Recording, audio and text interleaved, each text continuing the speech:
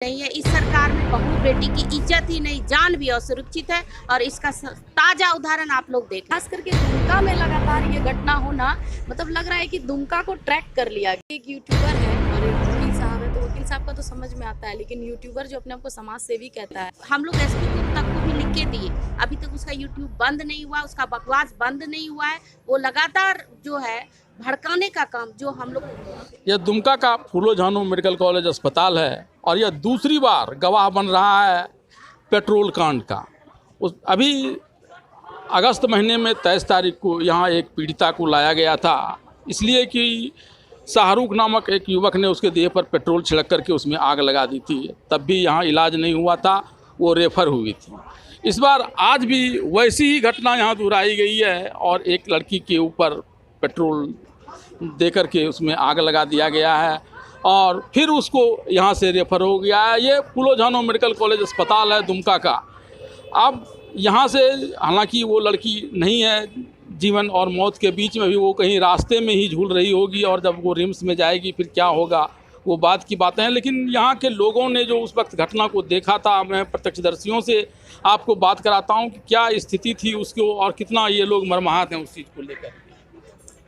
आज सुबह जैसे ही पता चला करीबन 7 बजे कि एक बच्ची को फिर से जलाया गया है पेट्रोल छिड़क के, सेम कांड। तो मैं दौड़ के हॉस्पिटल आई और तभी उनको एम्बुलेंस में चढ़ा दिया गया था। लड़की की स्थिति बेहद नाजुक, वो उस पेट्रोल कांड से भी ज़्यादा, मतलब लगभग 90% से भी ज़्यादा लड़की का पूरा चेहरा, गला सब कुछ जला हुआ है।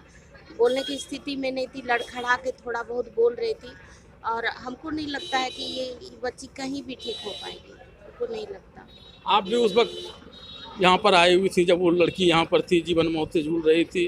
क्या आपको लगता है कि उस वक्त उसकी जो स्थिति रही होगी, यहाँ इलाज नहीं हो पाने के कारण, तो यहाँ से वहाँ तक पहुँच करके भगवान करे कि उसकी उम्र लंबी हो, वो बच जाए, लेकिन आप लोगों ने जो देखा वो उसके बारे में जरा बताइए। बहुत भयावह स्थिति है सर। कहा जा सकता है कि महीने भी नहीं बीते हैं और यह दूसरा पेट्रोल कांड है और यह कितना अपराधी बेखौफ है कि बच्ची का थोड़ा सा बोलने में तो असमर्थ थी, फिर भी वो अपने बयान में बोली कि लड़का जो उसको ऐसा कांड किया है उसके साथ वो धमकी दिया कि जैसे दुमका में अंकिता को जलाया गया था शाहरुख ने पेट्रोल देकर, उसी तरह हम तुमको जला देंगे। और बताइए कि क्या एक अपराधी तय करेगा, समाज का आइडियल बनेगा वो?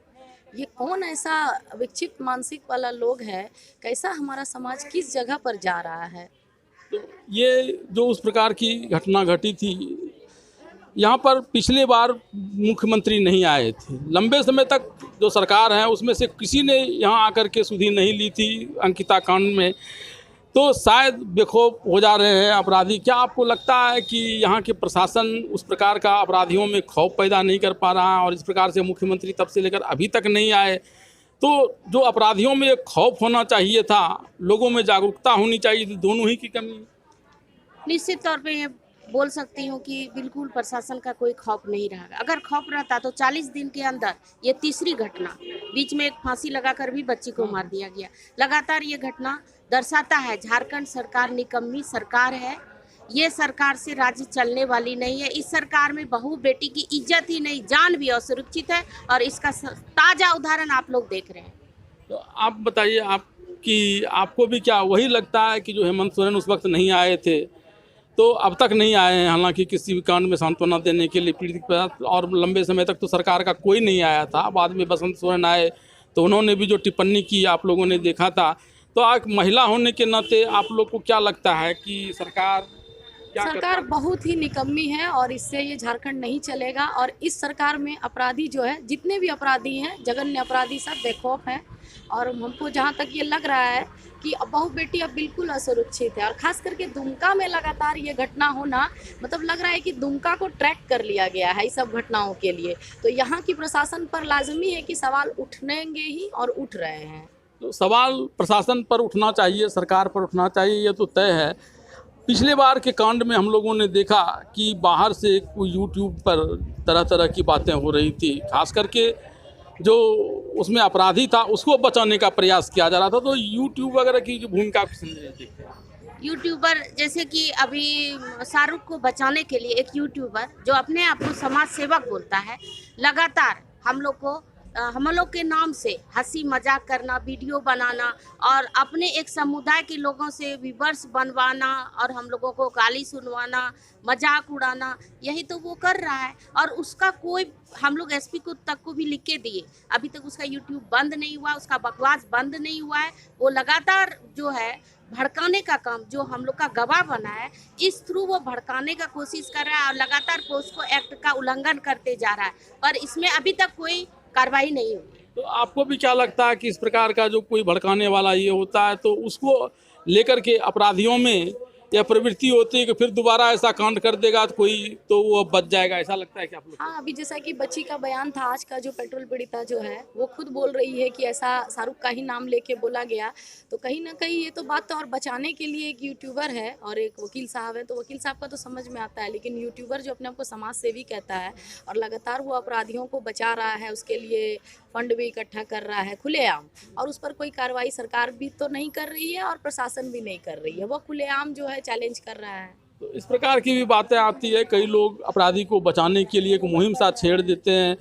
खास करके अब अगर इस अस्पताल की बात की जाए तो यहाँ इस प्रकार के मामले बर्न यूनिट हैं, बावजूद उसके यहाँ पर व्यवस्था नहीं है। इस पर आप लोग क्या कहेंगे? आता है, लोग रेफर हो जाता है, फिर जान चली जाती है रास्ते में।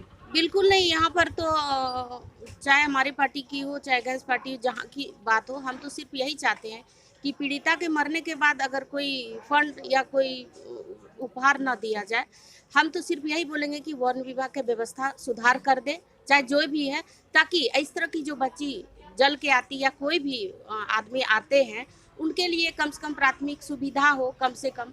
क्योंकि अगर यहाँ से रिम्स जाता तो रिम्स में भी ऐसी ही व्यवस्था है, इससे ज़्यादा कहीं ज़्यादा अच्छा नहीं है। इस कारण कोई फायदा होता नहीं है। व्यवस्था करनी है तो वन विभाग का व्यवस्था करें। आपको क्या लगता है यहाँ पर व्यवस्था नहीं होने पाने के कारण भी बाद में लोग मर जा रहे हाँ, हैं? स्वास्थ्य विभाग जो है बहुत लचर अवस्था में, जैसे कि फुल्लो झानो मेडिकल कॉलेज है, नाम तो खैर बहुत ऊंचे हैं लेकिन काम कुछ नहीं है, ऊंची दुकान फेंकी भगवान। हम कहते हैं कि आखिर अगर स्वास्थ्य के लिए अगर आपका स्वास्थ्य मेडिकल ही अगर अच्छा नहीं रहेगा, आपका यहाँ पे हॉस्पिटल अच्छा नहीं रहेगा, तो दम तो टूटना ही है। और स्वास्थ्य के मतलब कहते हैं ना कि इलाज के अभाव में मर जा रहा है आदमी। ऐसा नहीं है कि सरकार व्यवस्था नहीं कर सकती है, दुरुस्त व्यवस्था सबसे ज़्यादा करना होगा हॉस्पिटल का, अस्पतालों का। तो यहाँ पर अस्पताल में बर्न यूनिट की व्यवस्था नहीं है, इसके वजह से भी कुछ जो जान नहीं बच पा रहे हैं पेट्रोल पीड़िता मामले में। हालांकि इसमें यहाँ के सांसद ने भी इसको पर मदद करने की बात कही है और सरकार से मांग की है कि वह सरकार उसको जल्दी से एयरलिफ्ट करके अच्छे अस्पतालों में भेजे। लेकिन इस मामले में सांसद